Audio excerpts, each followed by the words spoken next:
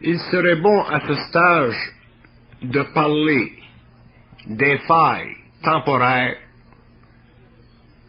que nous pouvons retrouver à l'intérieur de l'évolution d'un mental qui va vers l'individualisation et la découverte de l'identité. Il faut d'abord reconnaître que l'évolution du mental supérieur de l'homme, de sa conscience, est fondée sur le principe d'adaptation psychologique à une vibration qui naît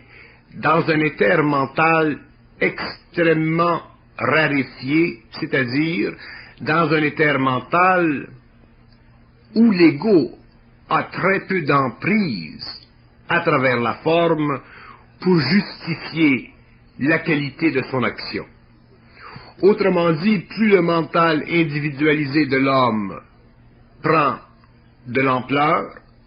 moins l'ego ne possède de point de référence psychologique personnel pour donner à son intelligence un appui,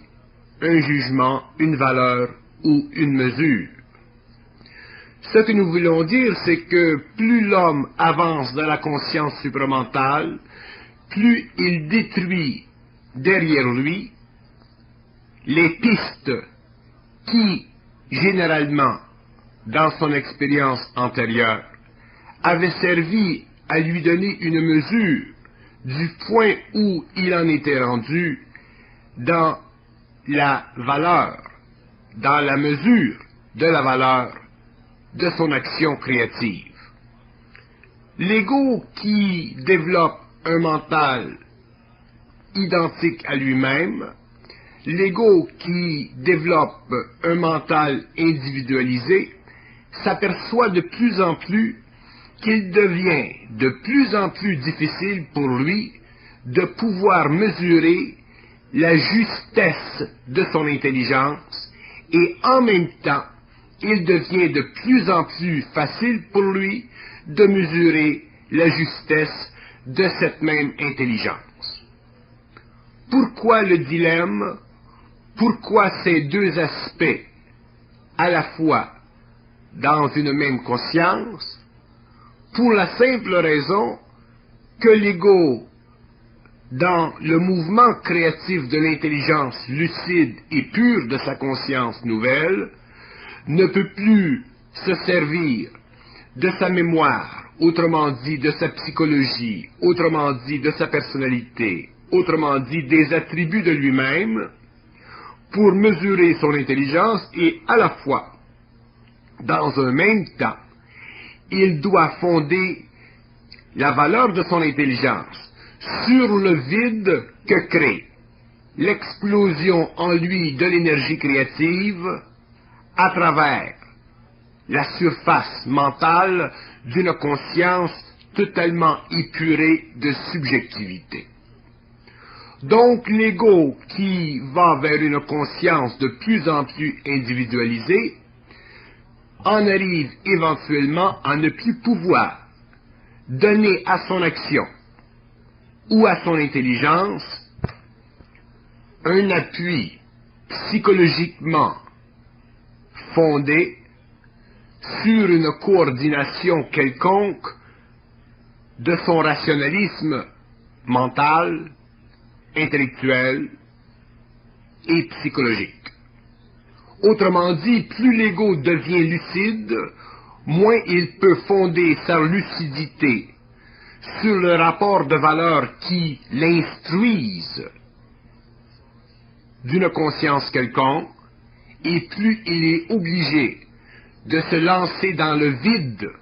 absolu de sa conscience afin de pouvoir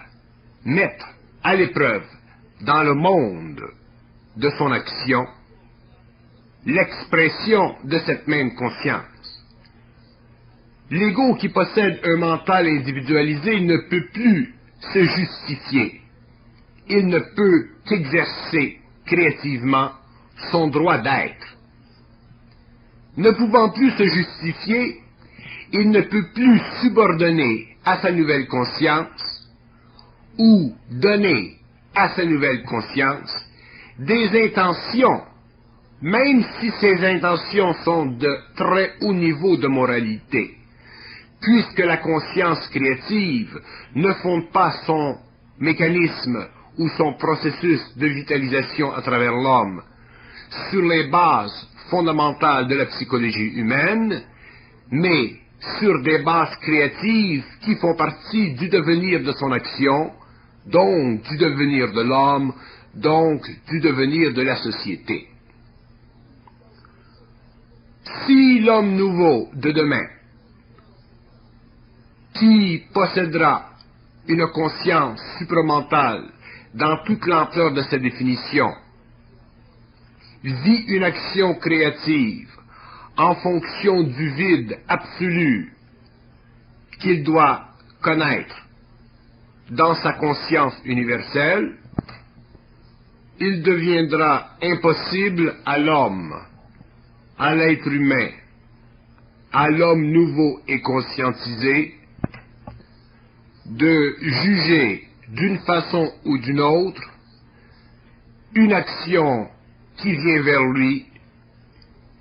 et qui est l'expression d'une conscience humaine conscientisée qui va dans une direction parallèle à la sienne. C'est à ce point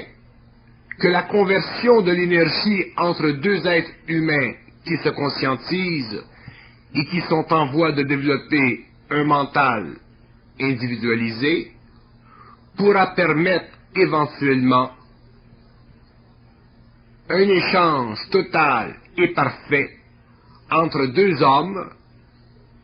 sans que des conditions psychologiques d'un ordre ou d'un autre viennent faire interférence dans la juxtaposition de leurs relations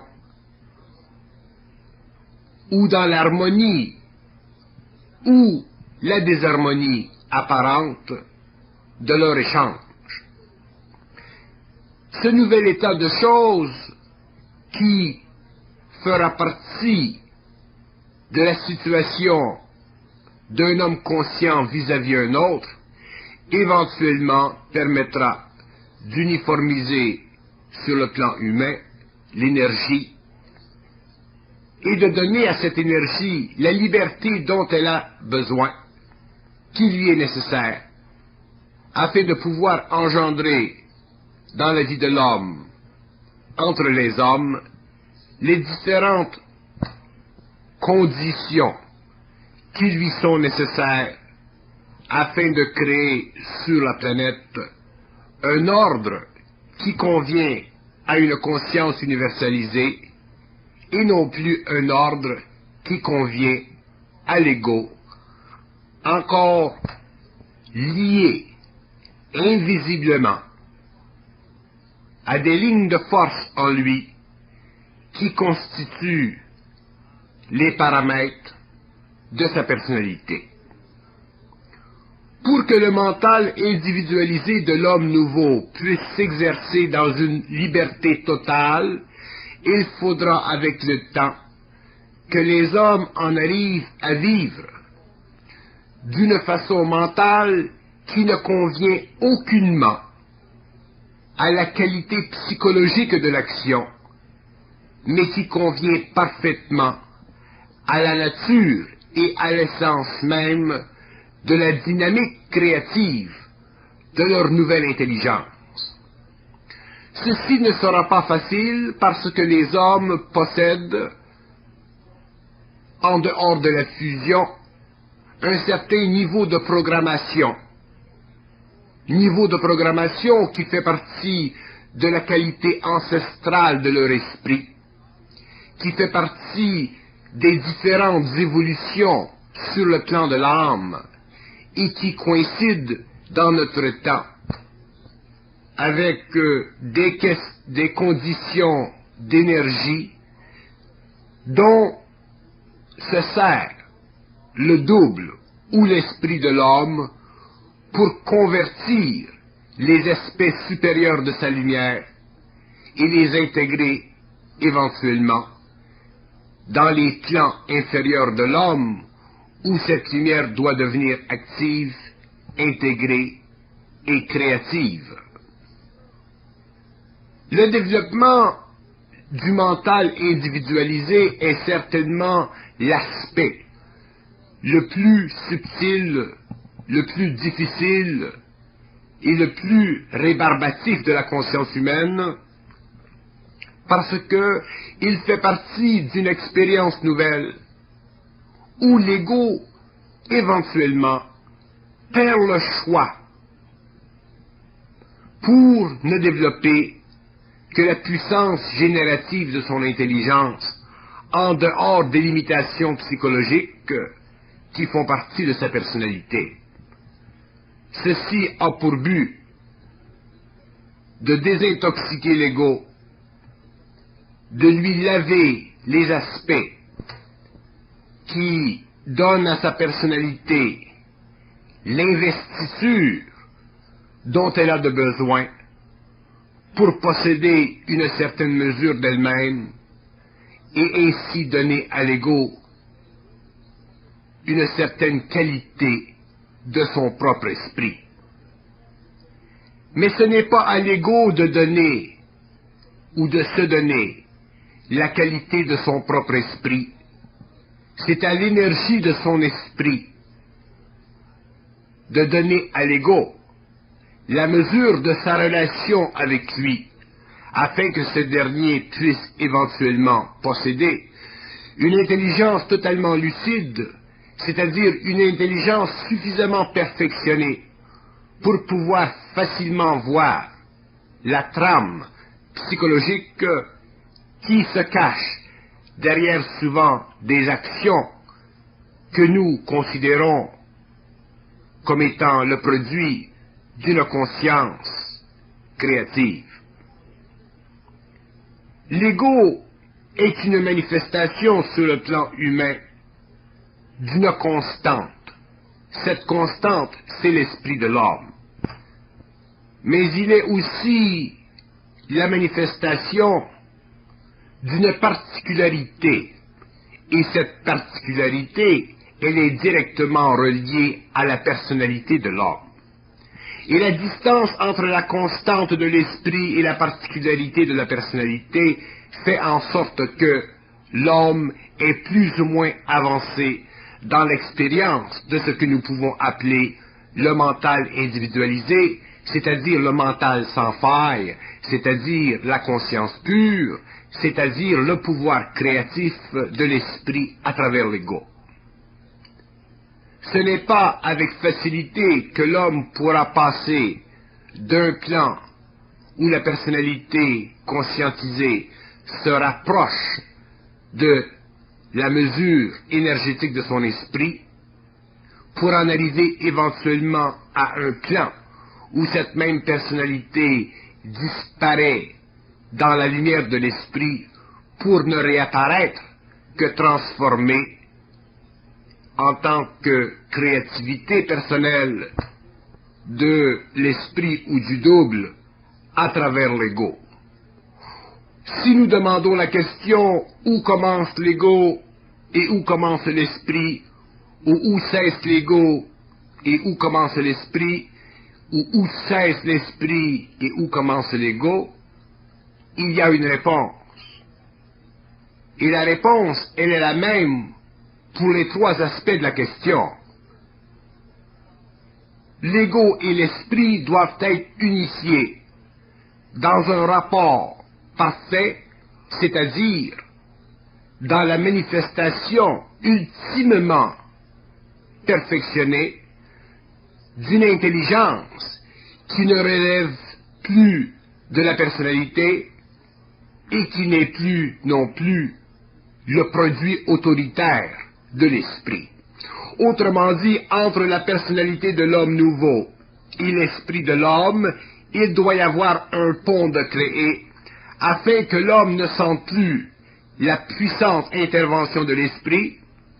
et aussi afin que l'esprit ne sente plus l'impossibilité de l'homme. Et ce pont, nous pouvons lui donner un nom, et le nom que nous lui donnerons est celui-ci. une conscience majorée. Ce que nous voulons dire par une conscience majorée, c'est une conscience qui n'est plus alourdie par la personnalité, ni non plus alourdie par l'esprit. Autrement dit, c'est une conscience réellement libre. Elle est libre de la fourberie de l'esprit, qui utilise toutes les cordes possibles et imaginables de l'homme pour transmuter ses énergies,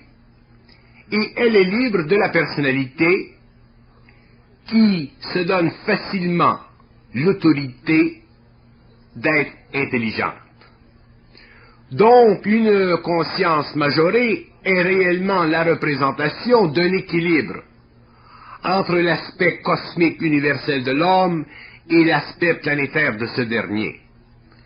Elle représente, en fait, une investiture dont la fonction est de donner à l'homme sur le plan matériel la mesure exacte de ce qu'il est sur le plan de l'esprit, et en même temps de donner à l'esprit la mesure exacte de ce que l'homme, sur le plan matériel, peut absorber de lui afin que ce dernier ne soit plus esclave de sa puissance ou de ses intentions. À partir du moment où l'homme possède une conscience majorée, il est capable, avec très grande suffisance, de ne plus s'interroger vis-à-vis l'esprit et ne plus se douter vis-à-vis sa personnalité. Donc, il est réellement situé dans une situation ou une position favorable entre l'invisible et le matériel. Il n'est plus assujetti à l'invisible parce que sa spiritualité ne fait plus obstacle à son intelligence. Il n'est plus non plus alourdi par sa personnalité parce que son intelligence, constamment renouvelée, constamment épurée, lui permet de voir la juste position qu'elle doit occuper dans le rendement de l'esprit vis-à-vis l'ego et dans la réaction de l'ego vis-à-vis l'énergie de son esprit. À partir de ce moment-là, l'homme commence à être libre, non pas dans sa personnalité, non pas dans son esprit, mais dans le mouvement.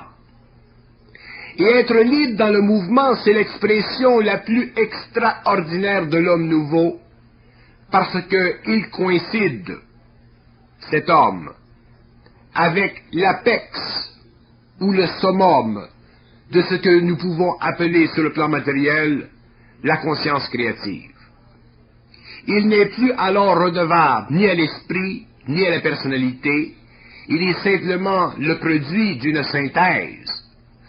d'un fluide créatif qui part de très haut et de très loin, et qui se concentre dans une manifestation planétaire dense que nous appelons l'ego. Pour que l'homme en arrive à vivre le mouvement, il faut qu'il puisse donner à l'énergie de son esprit la chance d'exécuter ce mouvement pendant que lui-même, en tant qu'ego, puisse bénéficier de ce mouvement à partir du moment où il se rend dans la matière. Autrement dit, il faut que l'homme puisse bénéficier du mouvement d'une façon instantanée dans la vie, s'il veut connaître ce que nous appelons la conscience majorée, ou s'il veut vivre une vie à l'intérieur de ce grand équilibre qui est le repos de l'esprit et l'absence d'anxiété de la part de la personnalité. Le mouvement n'est pas simplement une conception mentale du déplacement de l'énergie. Il représente aussi l'actualisation dans la matière de cette énergie en fonction d'un principe de vie qui représente dans la matière l'intelligence, la volonté et l'amour. Donc le mouvement, il est l'expression en lumière de ce que nous appelons la Trinité de l'homme. Il est l'expression dans la vie de l'homme de l'équilibre des trois principes qui constituent les espaces de manœuvre auxquels il a droit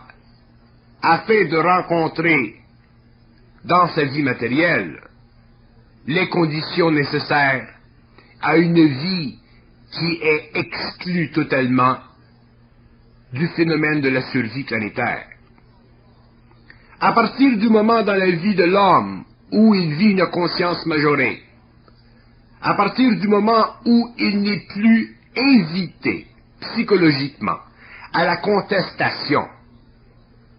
à partir du moment où il ne souffre plus de la contestation,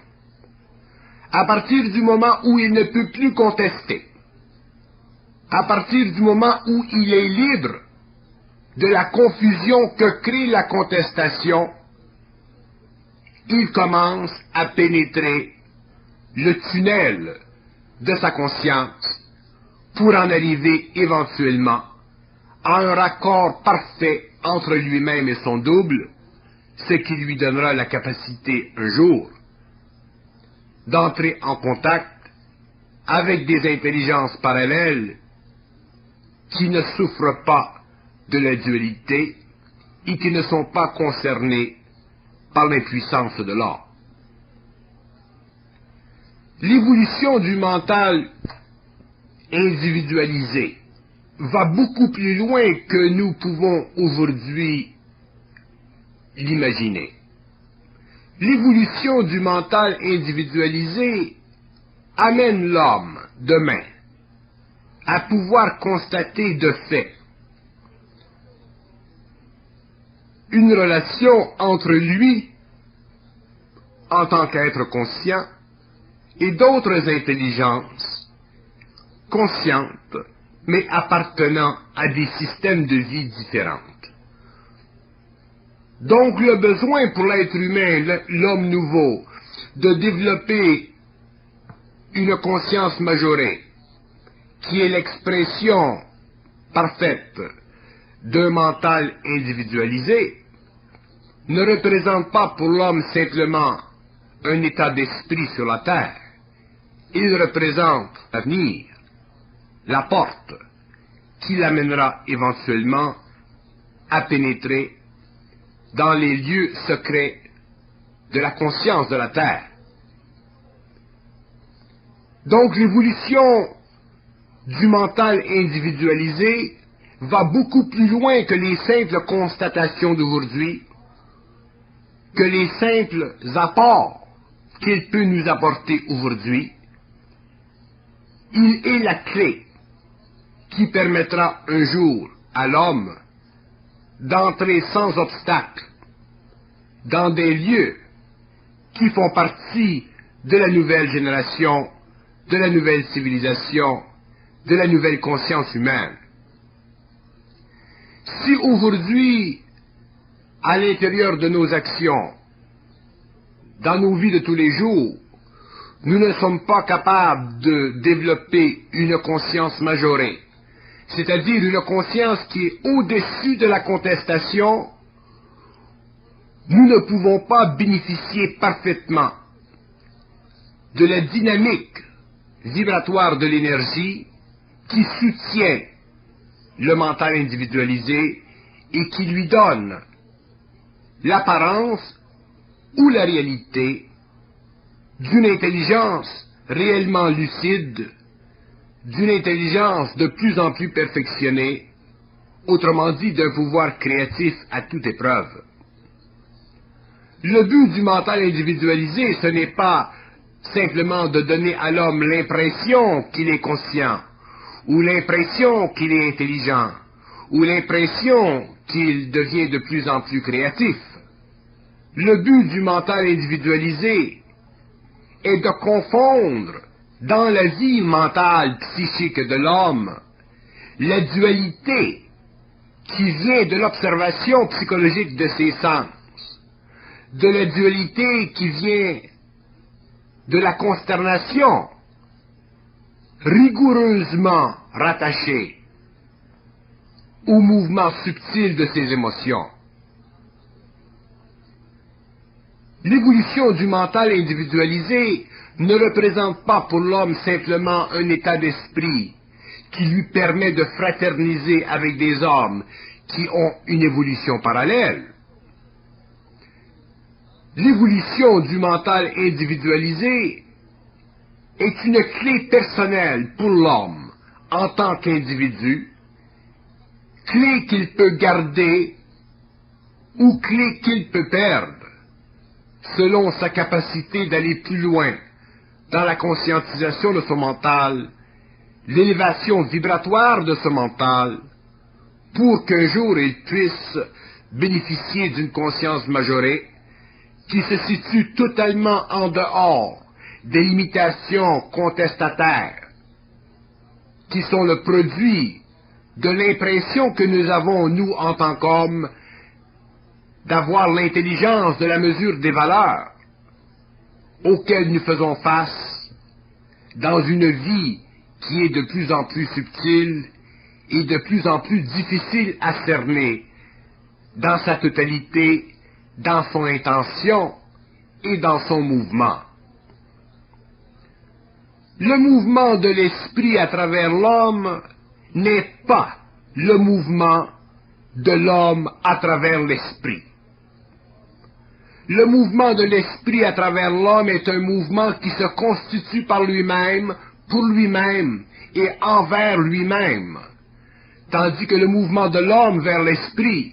est un mouvement qui se constitue de par l'homme,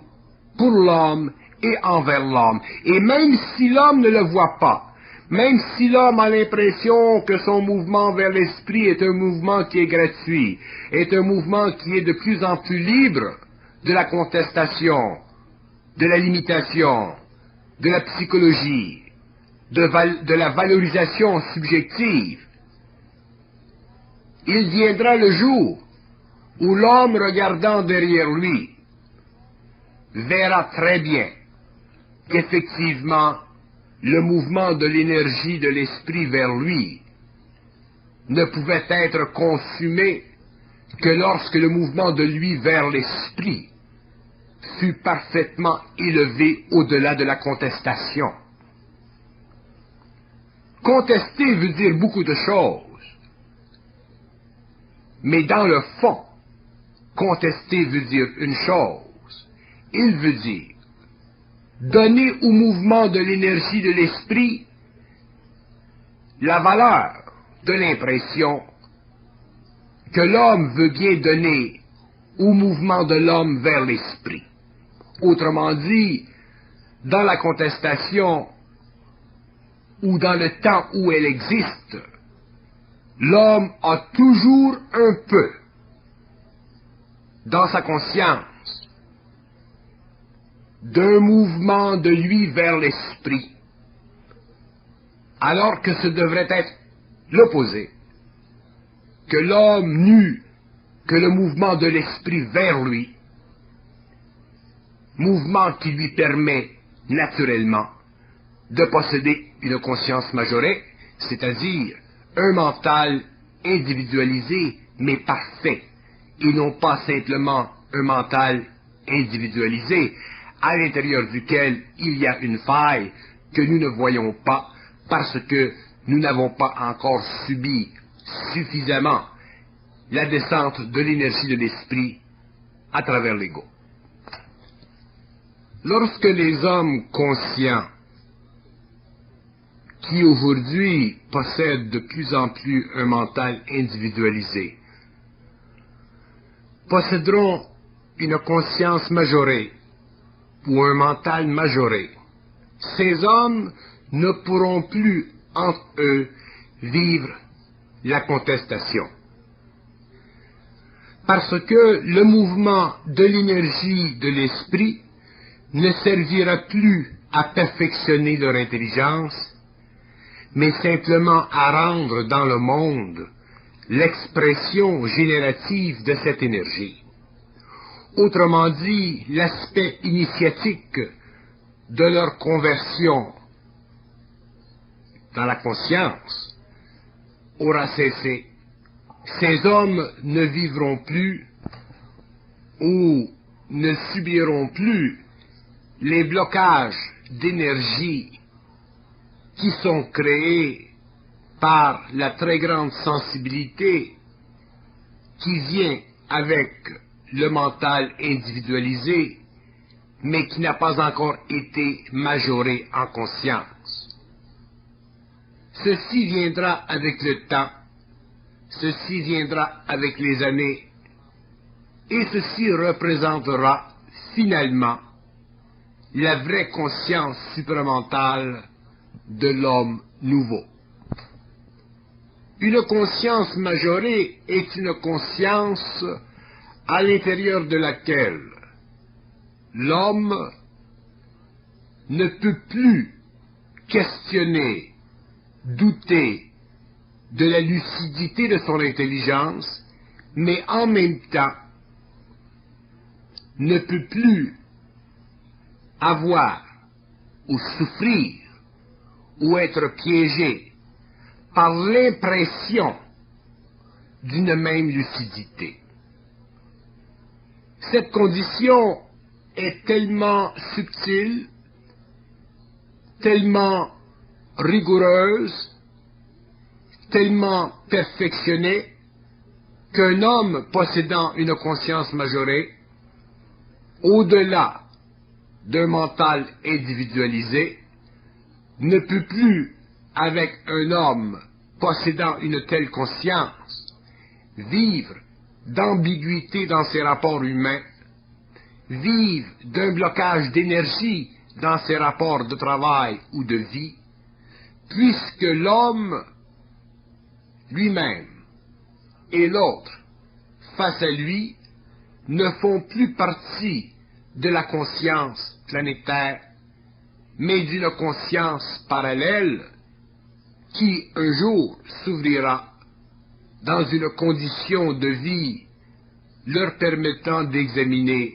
avec très grande facilité les contours extérieurs de l'espace-temps matériel qui convient aujourd'hui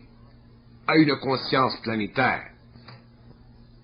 La majoration de la conscience humaine veut dire l'élévation en vibration du centre mental supérieur de l'homme.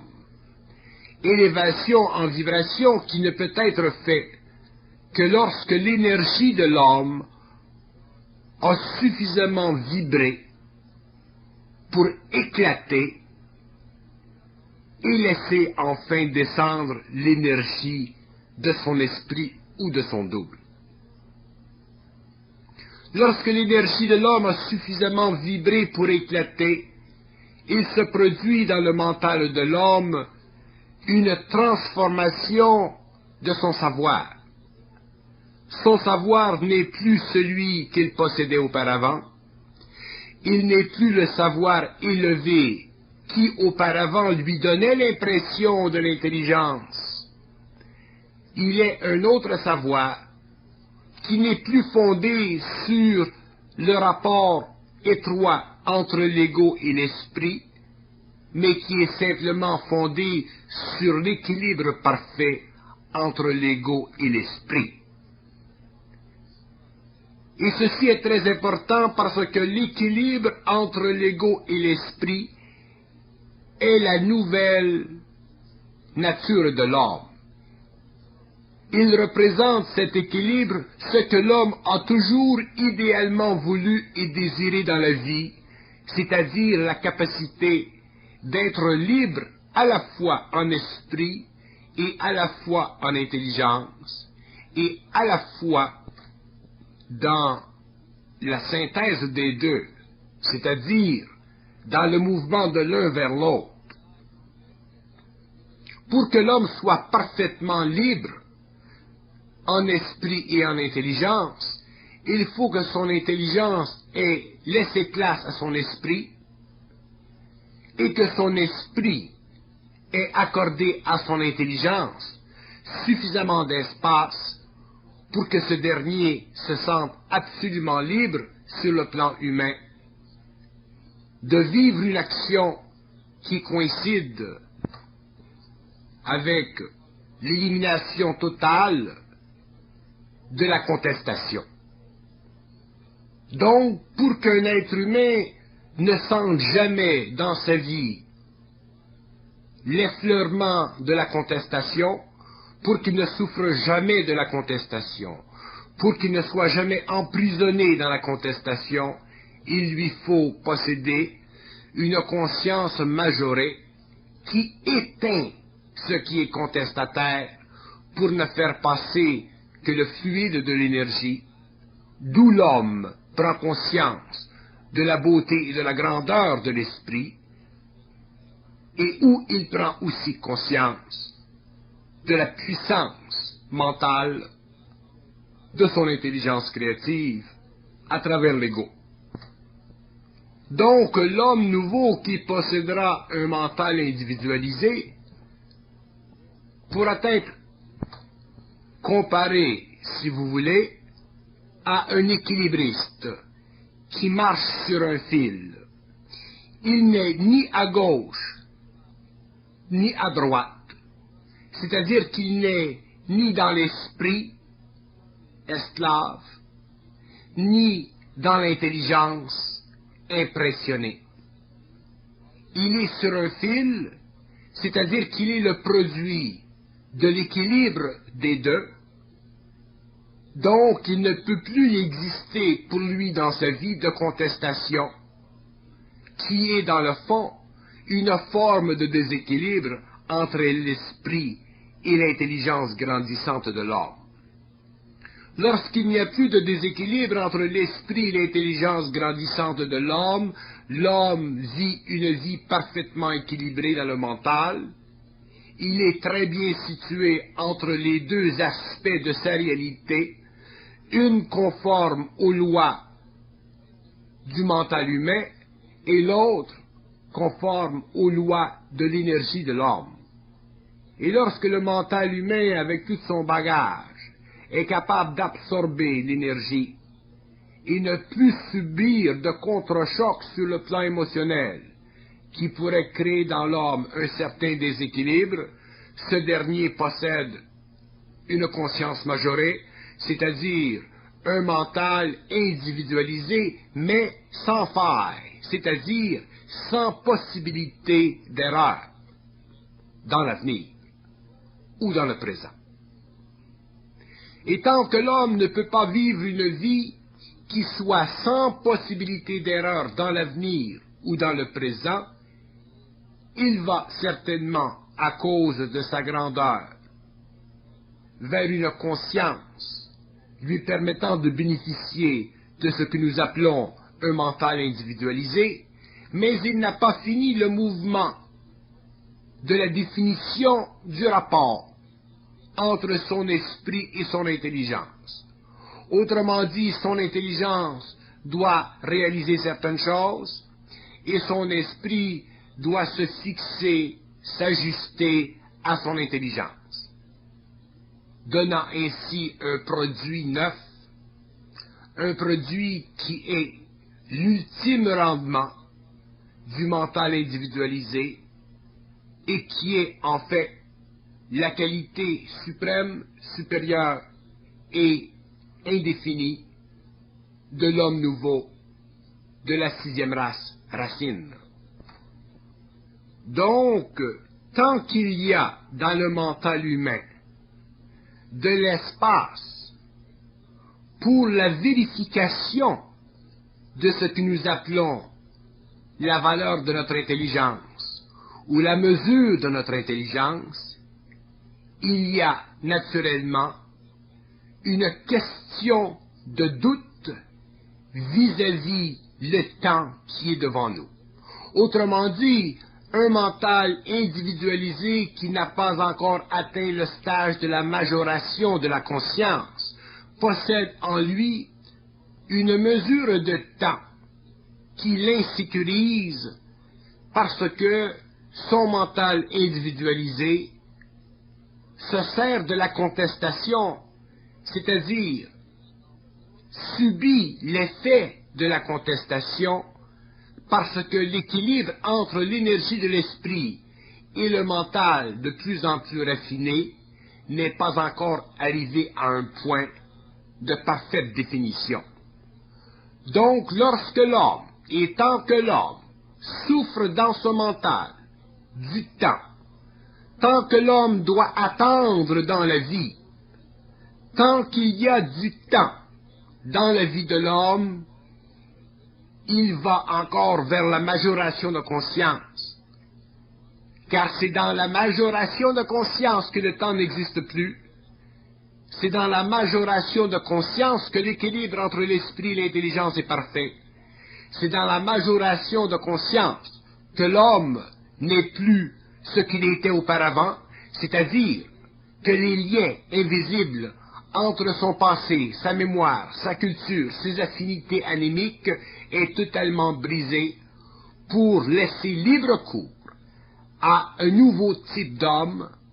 un type d'homme parfaitement universel, un type d'homme qui peut facilement s'appuyer sur sa résistance mentale et la puissance de son esprit pour résoudre, s'il le veut, tous les conflits possibles et imaginables, c'est-à-dire tous les effets de la contestation qui puissent exister à l'intérieur d'une sphère de conscience expérimentale telle que celle que nous connaissons sur le plan humain. Donc il ne s'agit pas pour nous de nous alourdir la vie avec un concept qui semble être nouveau. Il s'agit pour nous de simplement voir à travers ce concept une mesure plus perfectionnée du rendement que doit avoir le mental individualisé afin que nous puissions réellement comprendre et saisir